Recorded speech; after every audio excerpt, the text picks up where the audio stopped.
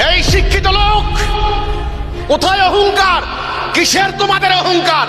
ডারউইনের তত্ত্ব নিয়ে মারামারি করো না। ডারউইন চলে গিয়েছে কয়েক শতাব্দী আগে। ডারউইনের বানর দেখার দরকার নাই। বর্তমানে তোমরা আল্লাহর হুকুম বাদ দেওয়ার কারণে বাঁদর হয়ে গিয়েছে। বাঁদর বাঁদর এত আচরণ করে না, এত নিকৃষ্ট আচরণ করে না। একদল মাদ্রাসা থেকে বেরিয়ে আল্লাহ রাসূলের ইসলাম নাই, ইসলামের আকীদা নাই, মানবতা নাই, ন্যায় সুবিচার নাই, কিচ্ছু নাই। ধর্মকে ব্যবসা করে খাচ্ছে, অপরাজনীতিতে ধর্মকে ব্যবহার করছে।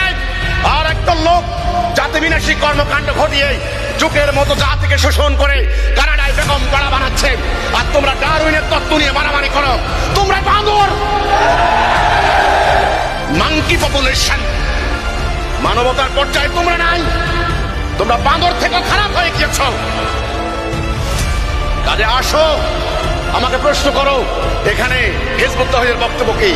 আমার বক্তব্য হচ্ছে অনর্থক অহেতুক এই বান্দর তত্ত্ব নিয়ে মারামারি করো না। এটা হচ্ছে রাজনৈতিক ইস্যু। এই ইস্যুকে কাজে লাগিয়ে রাজনীতি করা হচ্ছে।